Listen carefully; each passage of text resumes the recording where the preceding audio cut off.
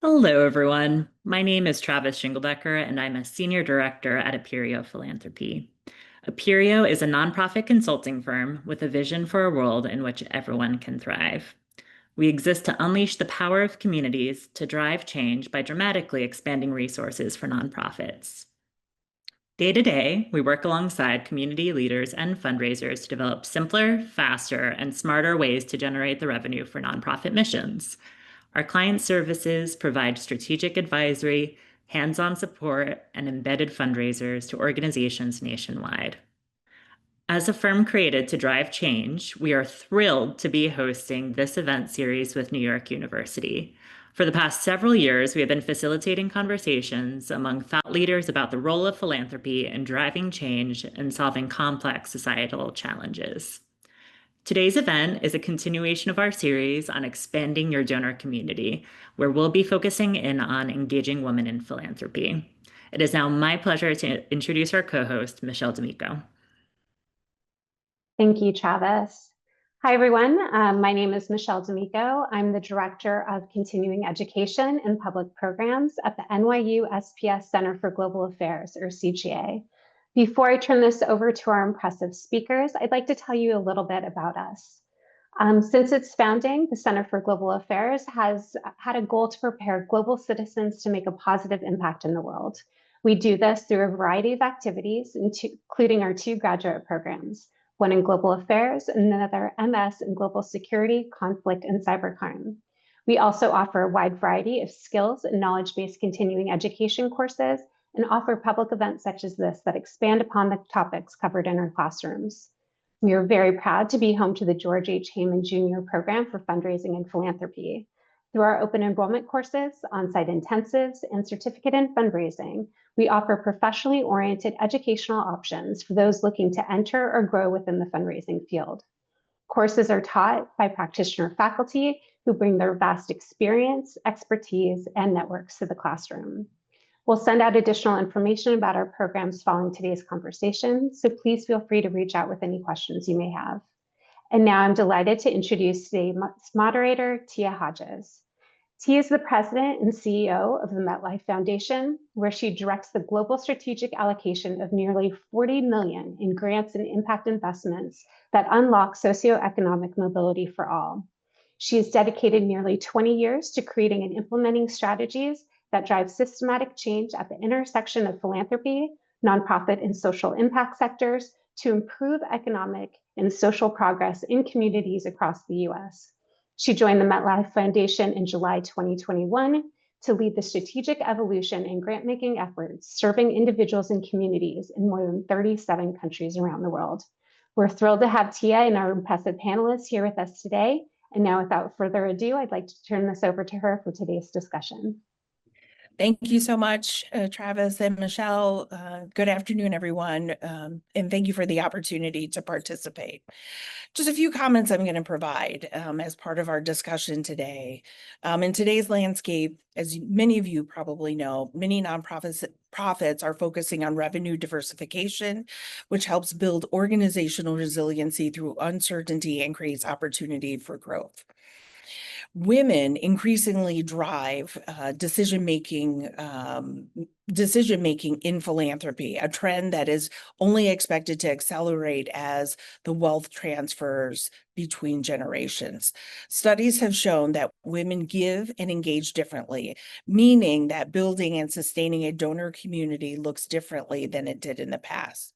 While change can be challenging, organizations that are shifting their donor engagement model to better reach, learn about, and deepen relationships with women donors have seen tremendous new revenue growth and opportunities for impact.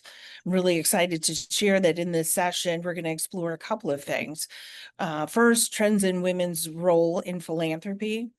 Second, how women give and engage differently and what that means for how we fundraise.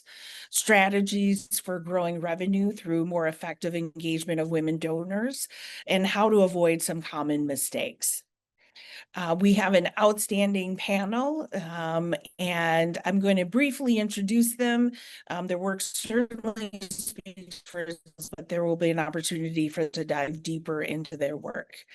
Marie DaCosta is the Executive Vice President, Philanthropic Partnerships at the Silicon Valley Community Foundation, where she leads a multidisciplinary team, strategies, cross-sector partnerships, and ensuring the foundation's programs and initiatives are aligned with its mission.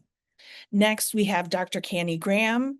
Dr. Graham is the founder and principal of Spark Women's Philanthropy, a firm dedicated to empowering the engagement and philanthropy of women.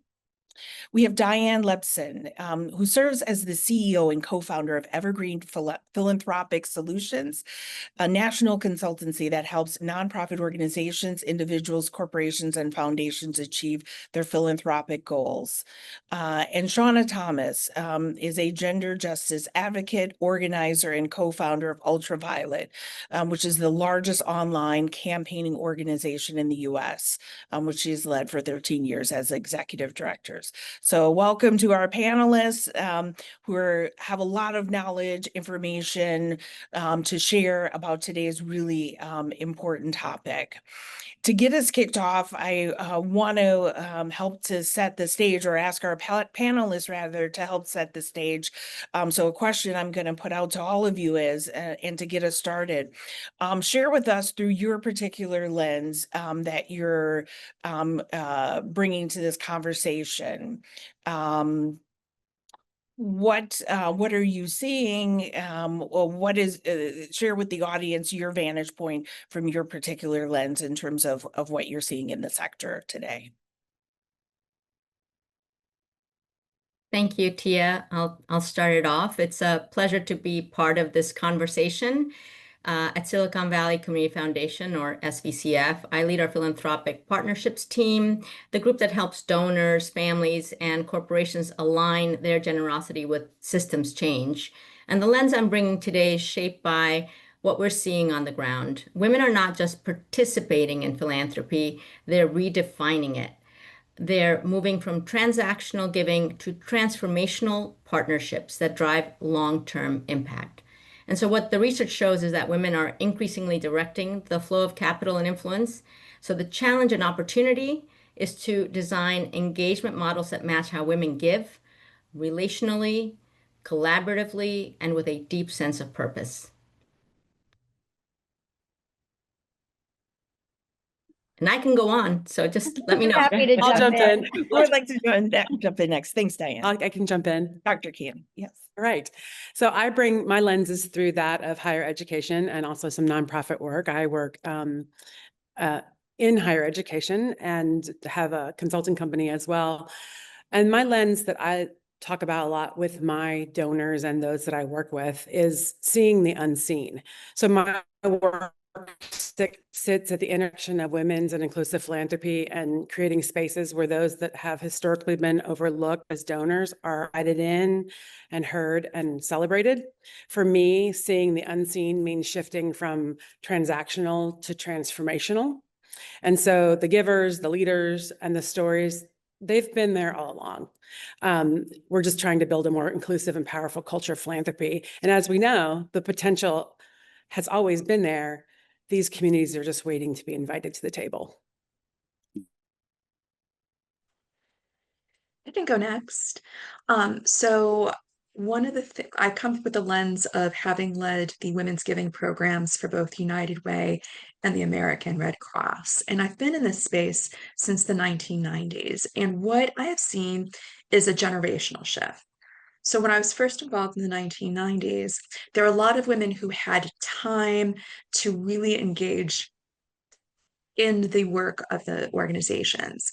Right now, as a lot of that leadership is shifting from the baby boomers to the Gen Xers to the millennials and Gen Zs, there's less time because many of us are being stretched with caregiving for our parents and also then caregiving for children.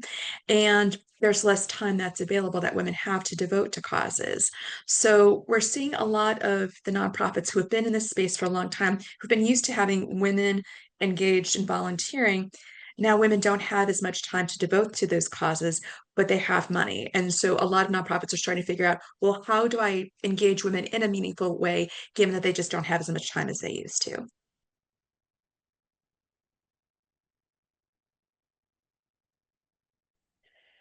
Okay, I'll jump in. This is again, my name is Shauna. It is a pleasure to be here. I'm honored to be included with this group.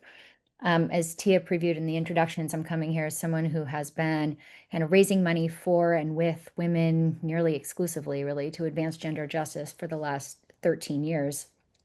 I think now maybe it goes without saying we're living through a historically significant moment, to put it lightly, and donors are responding in pretty different ways across race, gender, class. What stands out to me is how women keep showing up again, right? Despite the uncertainty and inequity, it tracks with history, right? Women have always carried this country forward in one way or another, often without credit, and despite how we're treated really systemically.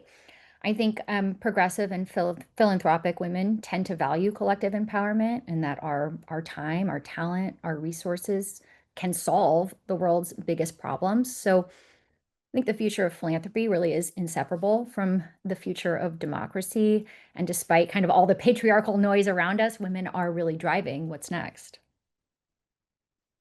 Thank you. That was really appreciated the lens that each of you shared, and from transactional to transformational, generational shifts, and collective empowerment are certainly themes that are bubbling up already. I want to start with Marie, if I may. Big picture. When you think big picture, why does women's philanthropy matter, and why in particular should nonprofits be paying attention? Well, I think it absolutely matters, and some of it I'll just share some data points in a second, and it's kind of a rhetorical question as to why it should matter to nonprofits once you hear the numbers. But when we talk about women's philanthropy, we're talking about a shift in mindset, one that values connection, transparency, and collaboration that you just mentioned, Tia. Women often take what I call the long view. They're not simply making gifts, they're building momentum for systems change. It's so important given everything that's happening today. And I appreciate what Shauna said also, because women do lean into things that they see need support. So instead of shying away from it, they're leaning into it and they're investing in it. So at SVCF, I see this every day. Many of the women with whom I work choose a single focus area, like, say, climate resilience, early childhood education, or economic mobility, and they stay with it. They go deep. They invest in research, partnerships, and advocacy.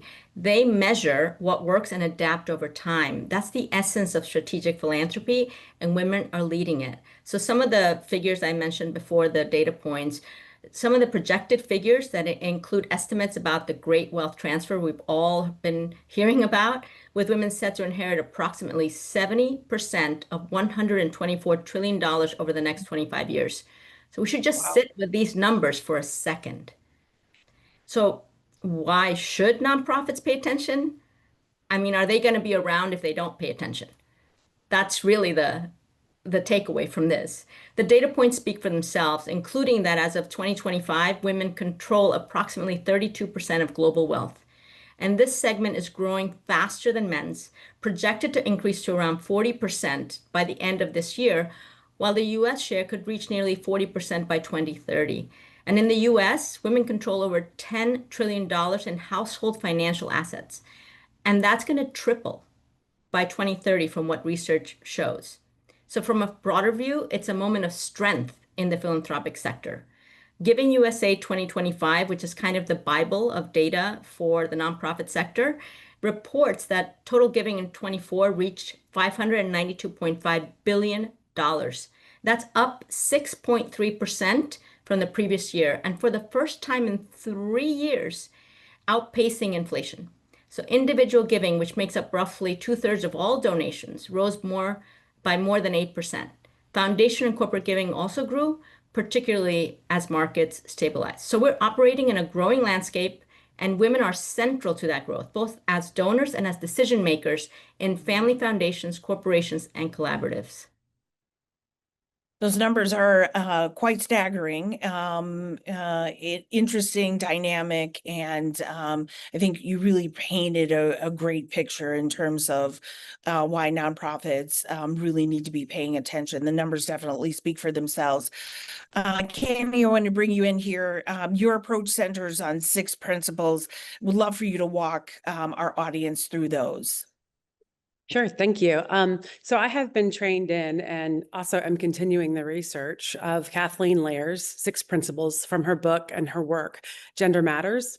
And this book and her work reminds us that generosity grows when we build trust, listen deeply, and then connect people to impact, as many of the women have already said on this panel, in ways that honor their values. And so I have also been looking at the principles and how they will work with other underrepresented groups at my university and at some other universities I consult with. And so the principles, there are 6 of them, and I'll just briefly go through each one of them so you have a sense of what they are. But the first principle is pause before you reset. And this speaks to looking at not rushing tactical change. First, takes a moment, pause to understand how women approach philanthropy. Models that force a reset without reflection will often fail because we're not hearing what they want. And this extends to other communities, our African-American, LGBTQ communities as well. So we need to listen first and pause before we reset the whole philanthropic landscape in our organizations. The second is seek women's input. That is one of the most important things I do when I work with folks and I work at my own university. I ask women what motivates them. I cannot make sense about what works and what doesn't work. And so talk directly with them through focus groups about their interests, their motivations, their goals, and get their feedback. And it often reveals new pathways that we had never even considered. And I think that's a case-by-case basis within organizations, you know. The third principle is women bring more than money. We are more than just a wallet. We bring our time, our talent, our treasure, our ties, our testimony, and then 2 of the newer words with there were 5 T's, there are now 7 T's, are trust and transparency. And that is critical when you start talking about women's and inclusive philanthropy. We want to contribute in multiple ways as women, not just with our dollars. And we want to be tapped into. We want to tell our stories. We want to lead. So those are all so important. And then adding those 2 final T's, the trust and transparency, comes back to building that trust through all of those things and being transparent about where they're investing, how they're investing, those sorts of things. The fourth principle is leadership must be involved. Senior buy-in is absolutely essential for a paradigm shift. Gold standard philanthropy in this country works. It does raise money, but when we bring other people to the table, we shift culture and strategy, and your senior leadership must be fully engaged. It cannot just be an isolated women's philanthropy project like, oh, great, you've done it, check. There needs to be a shift with everyone you work with, from your AIS, your advancement information systems, prospect research, how portfolios are built, then to your marketing, your storytelling, all those things have to shift. So that comes from the top down. The fifth principle is start somewhere. Like, don't get analysis paralysis in the data, don't overthink it, don't sit and sweat for a few years, launch a pilot. See if it works, right? And then expand. Progress over perfection is often what I tell my clients. You don't need a big start. I mean, it's great if you can and you can get a big splash, but pick a focus area, whether that's an annual fund, a specific project, and success will grow broader, and you'll see big growth. And then the last principle is it's evolutionary work. This is a long-term transformation, not a one-off program that will change it all.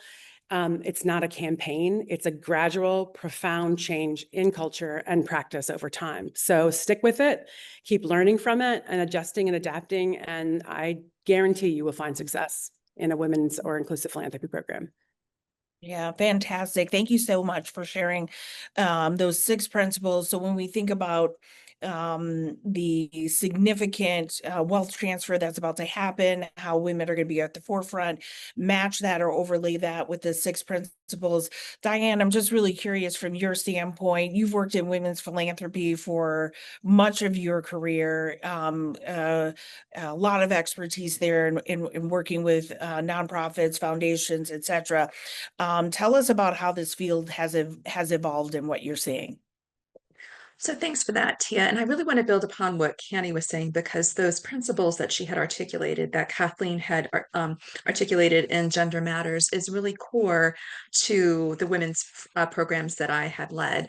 So I want to share the case study of United Way. So back in the 1990s, where women were starting to really get involved in building the Women's Leadership Council, now Women United, women were really clamoring for a seat at the table. And the leadership at that point thought, well, goodness, well, let them go have a shopping party, let them throw their galas. And that's women's philanthropy. Women were clamoring for a seat at the table. They didn't have power to make decisions.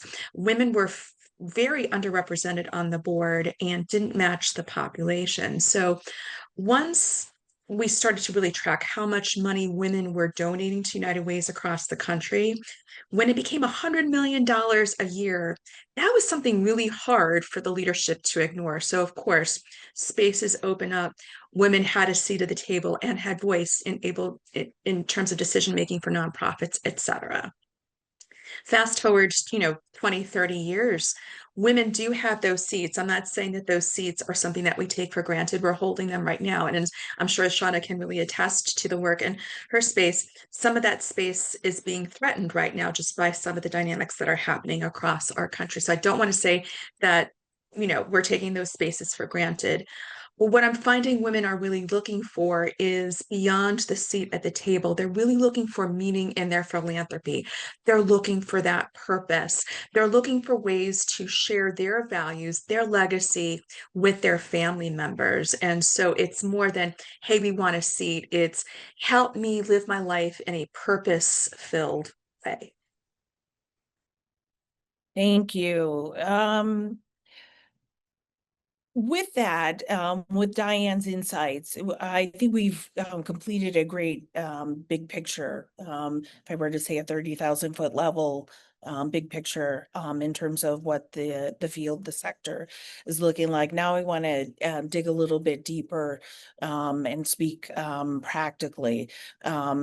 Shauna, for you have founded an organization focused on gender justice and engage women philanthropists to fuel your work. Please tell the audience, tell us what you've learned and what advice do you have for others who are in your shoes? Sure.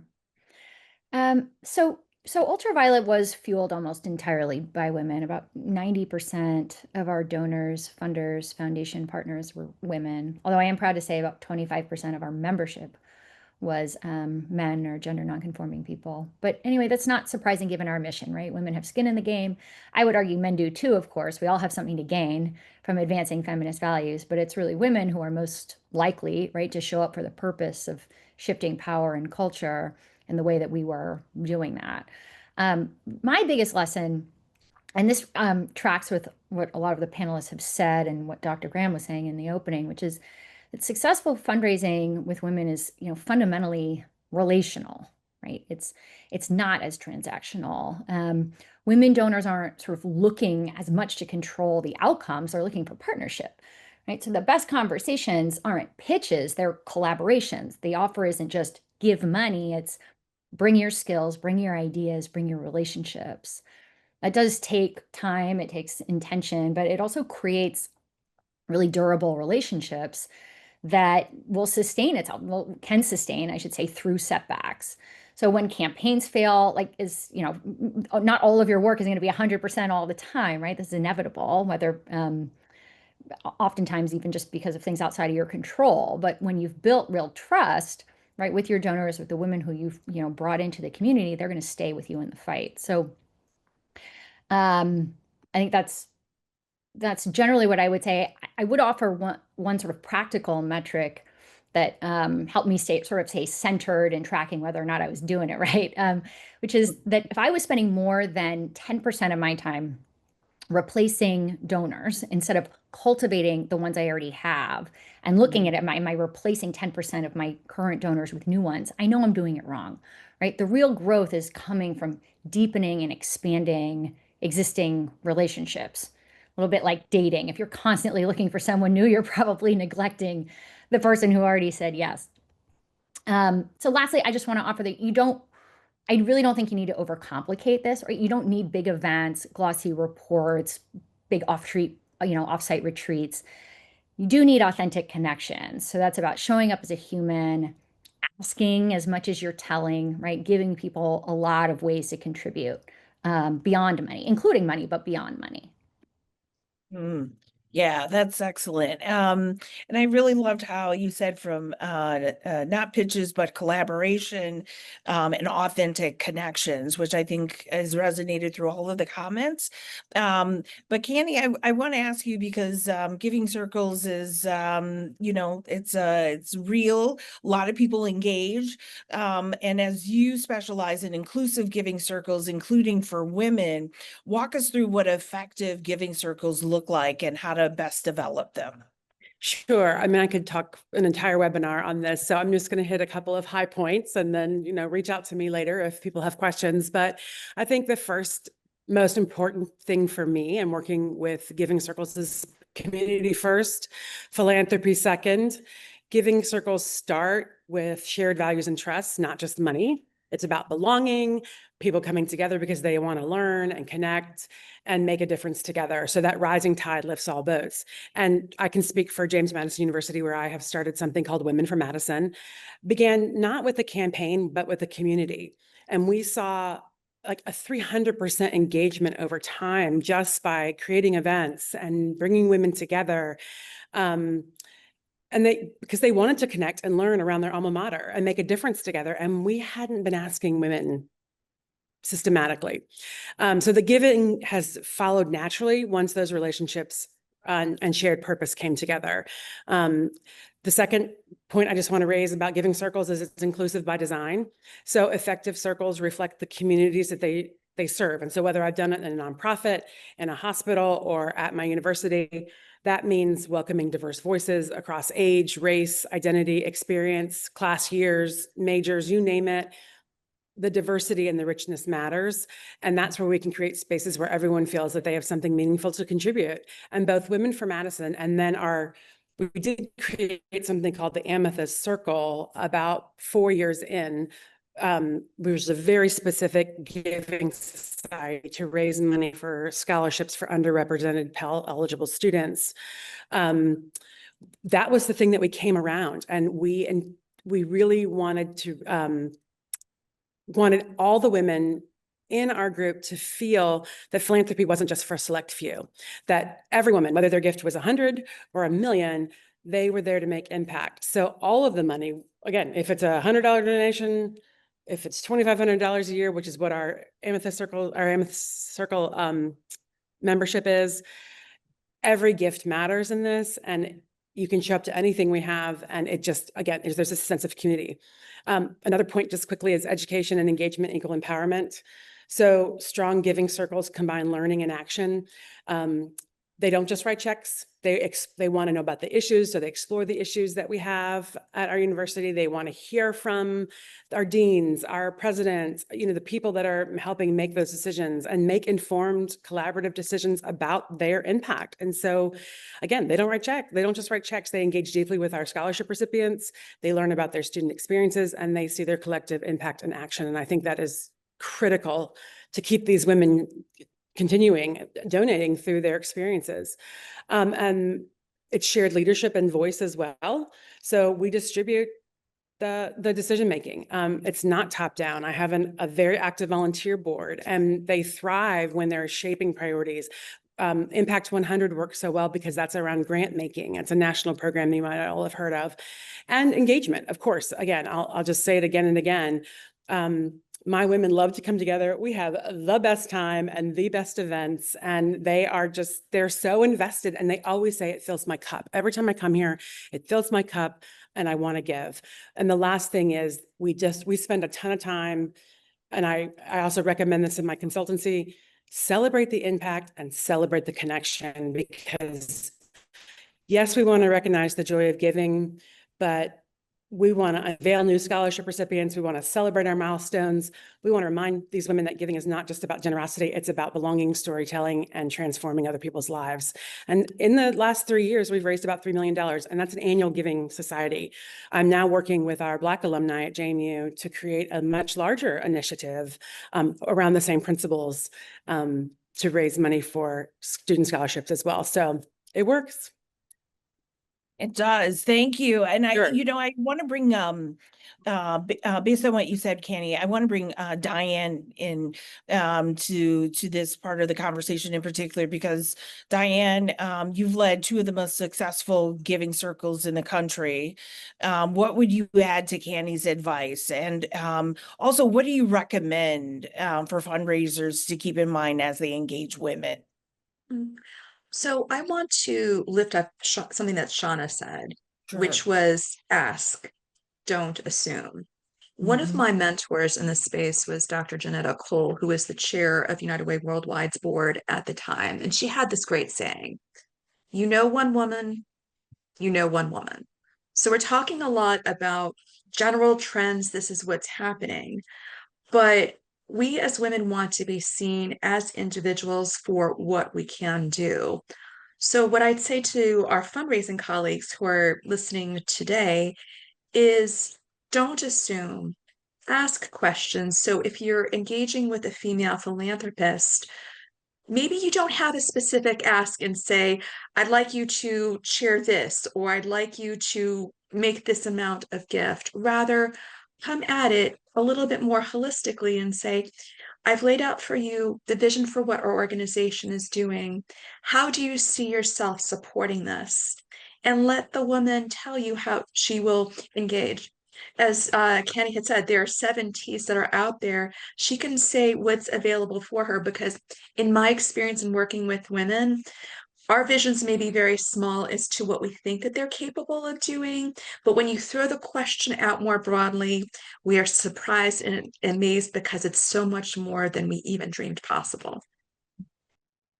And I'm curious also to you or to the group as well. Are there any common mistakes that our fundraisers out there can and should avoid at all? Any additional thoughts on that?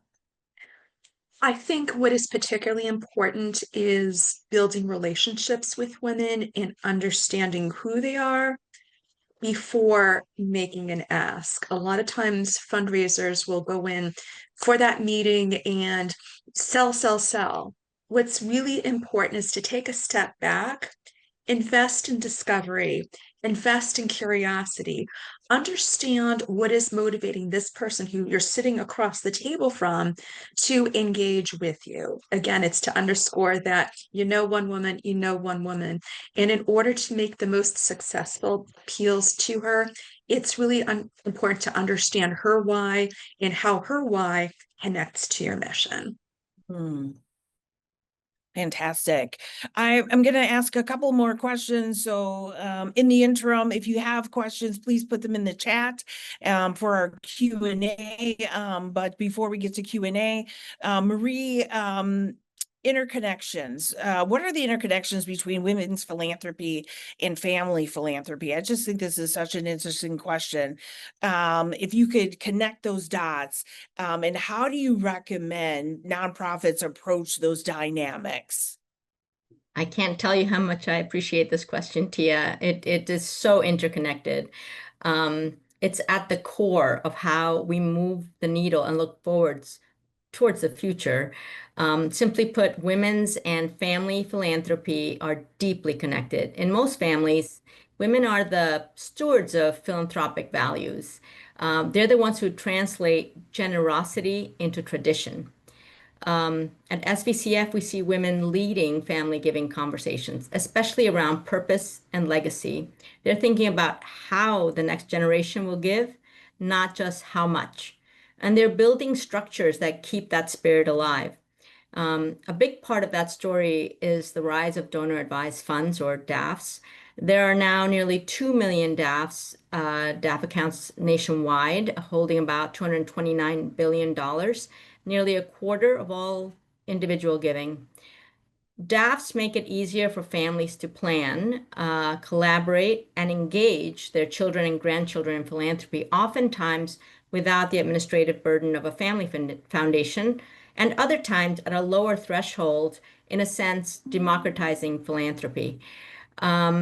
So DAFs are not the end all, but it is definitely an instrument that people are using to be able to add the next generation as their successor advisors or current advisors to join them in that learning journey to know where they should be granting out the funds that they have given generously to an institution. And so for nonprofits, this means engagement has to be multidimensional. When you're working with a family, you have to recognize that the donor might be a family system, not a single person. Women often play the connective role, linking generations, balancing priorities, and also ensuring the giving reflects shared values. So the most effective organizations that I've been associated with approach family philanthropy relationally. They offer opportunities for shared learning, intergenerational conversations, and transparency about impact. They invite women into strategic discussions, not just recognition events. I mean, we're not out there to put, and no shade on institutions that still have women selected to find the flowers for the center table for their event. That's fine. Bravo. We do need volunteers, and they do make sure that the place looks beautiful. But women who want their families involved often want to go deeper than just recognition events. And that's how family giving becomes a vehicle for continuity, not just contribution. Women today want to see themselves reflected in the work. They want clear communication about impact, but also authenticity about challenges. And I think storytelling is what we need for communications purposes, but it matters, as does evidence. Women donors want both heart and rigor. So no longer the backseat. We want to be driving this vehicle. And most importantly, I think they value partnership. The organizations that build deep, enduring relationships with women donors are those that make them collaborators in problem solving, not just funders. And at SVCF, at the current organization where I am, we've seen this play out in how women donors help design initiatives, advise on impact metrics, or even co-convene peer learning groups. When they're invited into that level of participation, engagement and retention soar. I think also women donors naturally see intersections when you're talking about family dynamics. They understand how education connects to housing, how economic mobility links to climate resilience. They bring a holistic view to philanthropy that's incredibly powerful for systems change. Just a couple of weeks ago at SVCF, we had a donor site visit at an early childhood education center that also was embedded with climate resilience efforts, with trees that provide shade, so that they have this outside playground areas that are safe and comfortable, and you can extend the learning experience from the inside of the schoolroom into the outside. And so that's the interconnectivity that we can make sure that women see through these donor education journeys that they go on, and they appreciate it. I mean, I think we had probably 80% women attend to that donor site visit. So that says a lot. They see the intersections. It's just natural, and leadership has to have representation. So we need women to be given the opportunities to lead and showcase the solutions that they feel can help with all of the different issues that we have. And we see at SVCF how women's leadership across sectors, from corporate philanthropy to grassroots networks, that drives collaboration and innovation. Women are asking not just how can I give, but how can I change the conditions that make giving necessary? So I think the panel can weigh in on this, but in my opinion, women donors, at least at SVCF, they expect accountability, not in a punitive sense. They just want to see learning. They want to see evolution. They understand that progress is iterative. And that means impact reporting should move beyond metrics to include stories of growth, adaptation, and even failure. At SVCF, we try to share updates that are conversational, what we learned, how we pivoted, and where partners can plug in.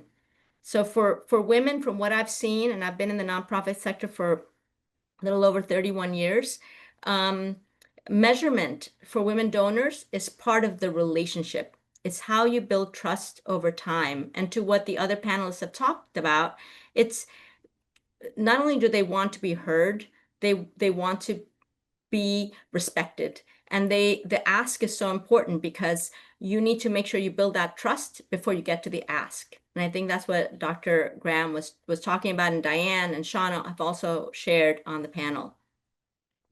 Thank you. Thank you very much. Heart and rigor is at the center of your comments. Very quickly, I want to close out with Shauna to bring us home before we get to Q&A. And so what role do you see for women donors in creating change in this moment? And I think you alluded to why now is the time to get serious about focusing on women, but what role do you see donors playing? Sure. In this moment?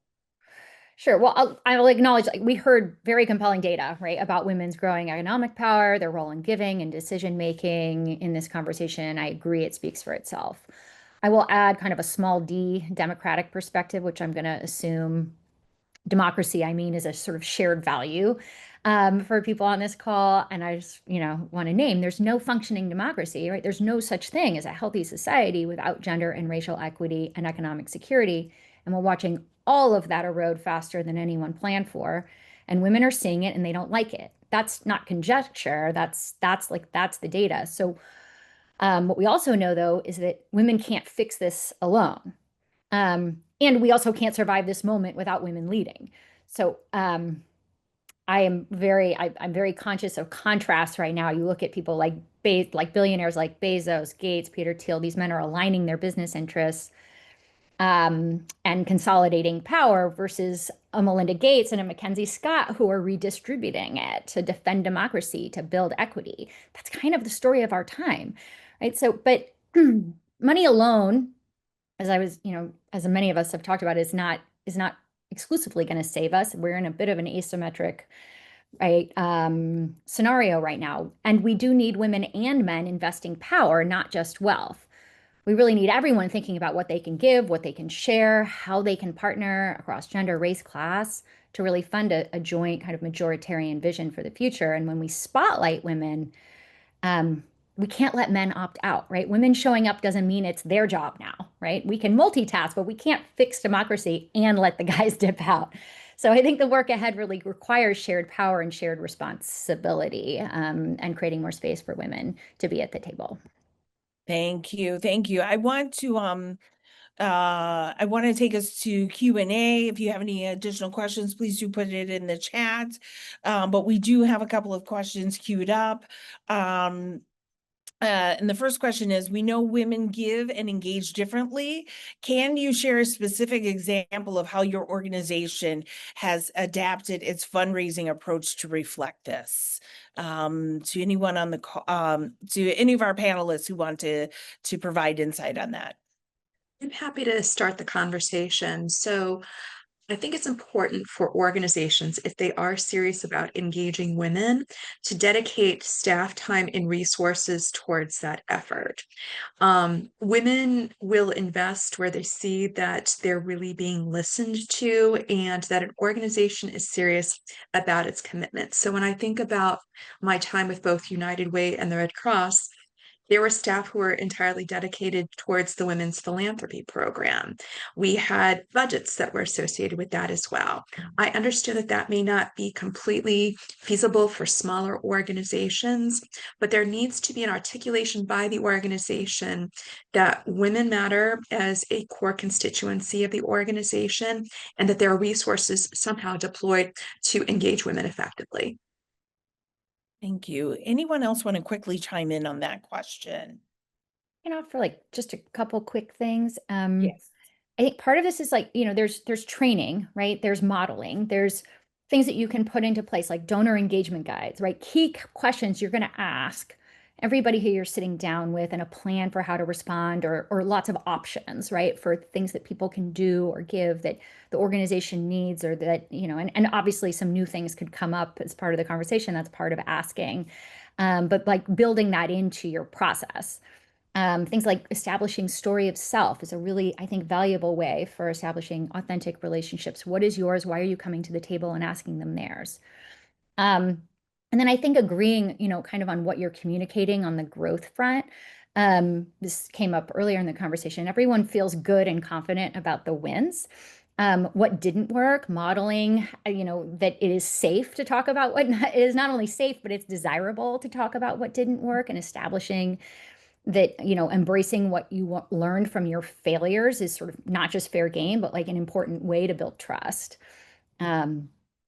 I think you can kind of do all of those things, not just through training, but also in the materials that your folks are using in their fundraising. Yeah, thank you. Can I add something real quickly? Yes, go ahead, Candy. Yeah, Go ahead. I'll say one of the things that we did that really helped, and it goes back to both of your points, particularly that you can't do it alone. You just can't be a one-off program. We mobilized our women who were early donors and early engagers as peer-to-peer fundraisers, and we trained them and we taught them. And so that was that's one of the T's, is ties. That's their networks.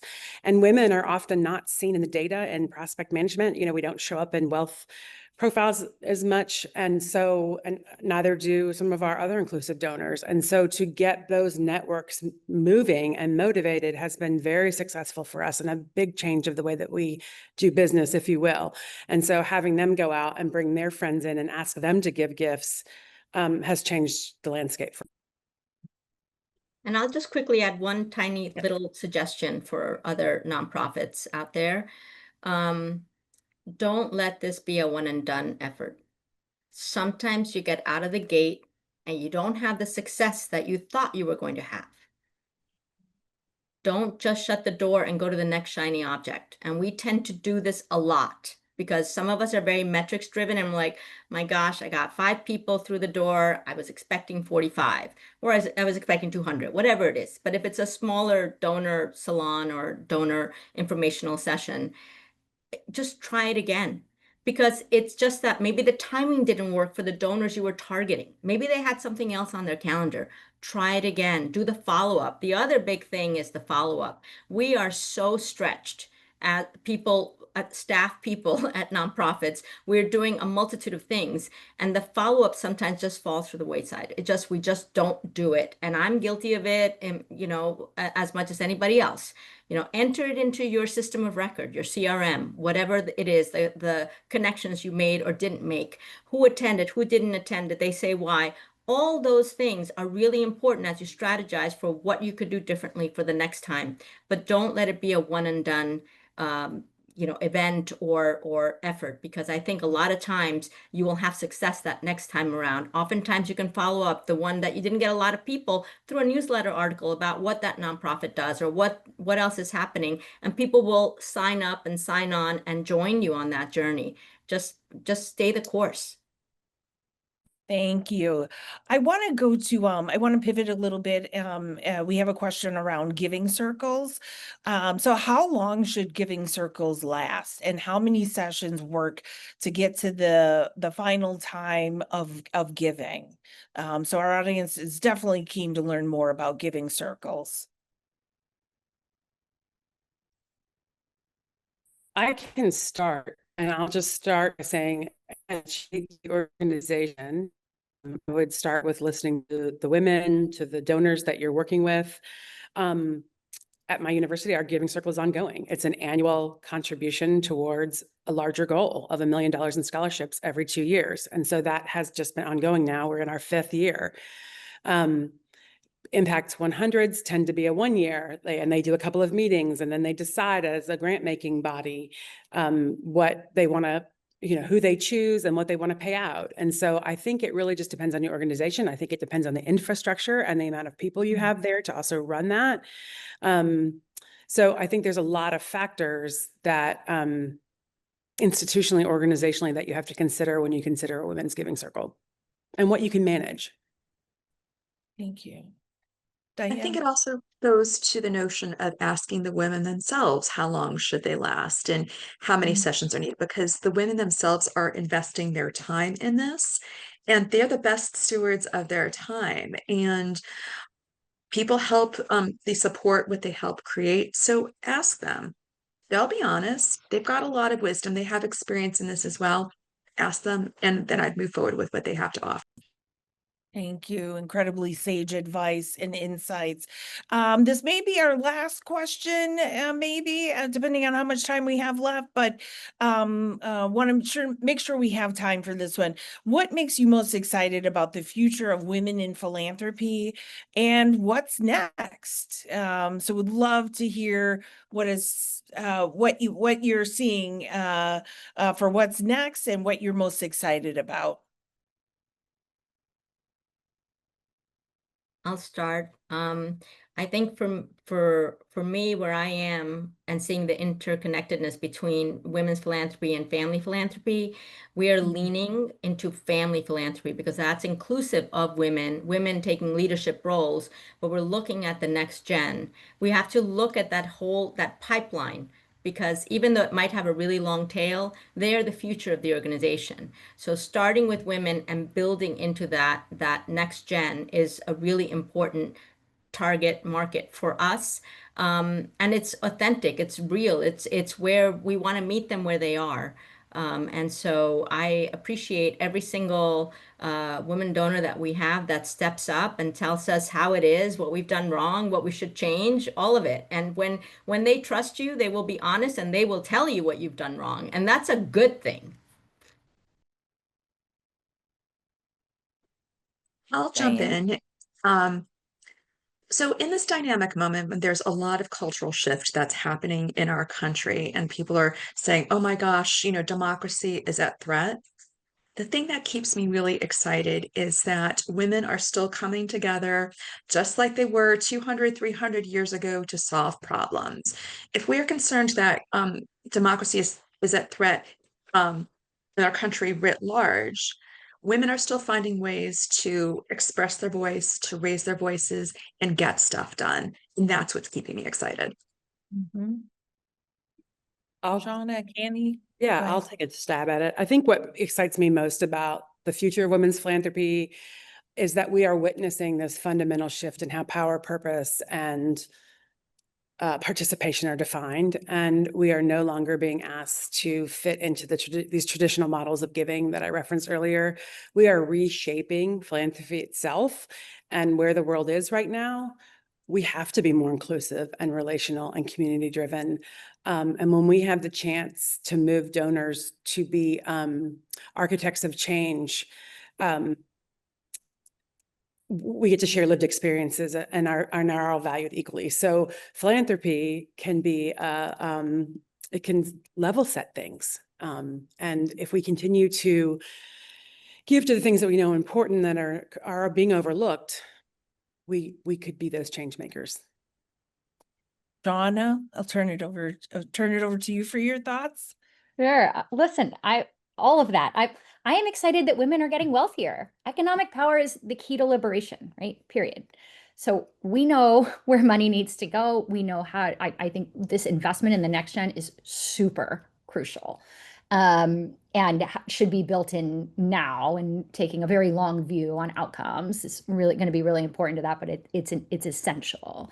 And I think we know where it needs to go. I think we know where to put the money. I think we have the vehicles for moving the money, and now it's about scaling up our existing efforts.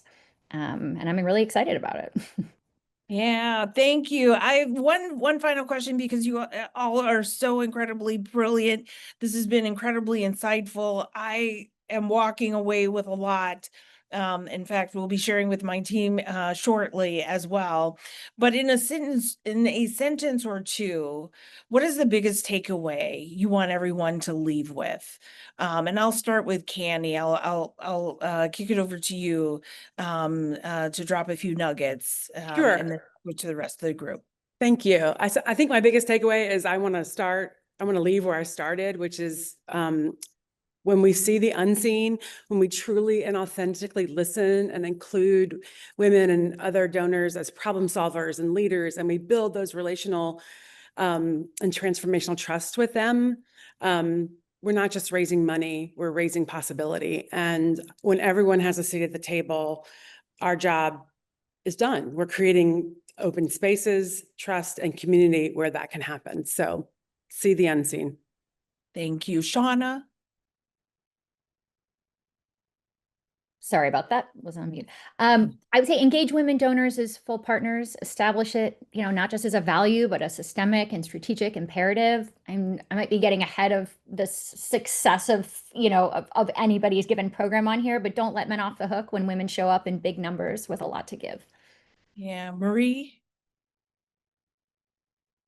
So I think if I could leave one thought with this group, it's that when women's voices shape philanthropy, the entire sector becomes stronger. Women are modeling a kind of giving that is strategic, patient, and inclusive. Giving that looks not just at immediate outcomes, but at structural transformation. And increasingly, women are showing us that the most powerful philanthropy is rooted in relationships, equity, and shared purpose. Thank you. And Diane? 2 thoughts, 2 sentences. Ask, don't assume, and one woman, one woman. Thank you. I couldn't have said it better myself. Really, a lot of thanks, praise, gratitude to Marie, to Candy, to Diane, to Shauna, and to Michelle and Travis for putting together such an incredibly thoughtful session, timely, important, the data, the heart, and the rigor. That's what I really walk away with.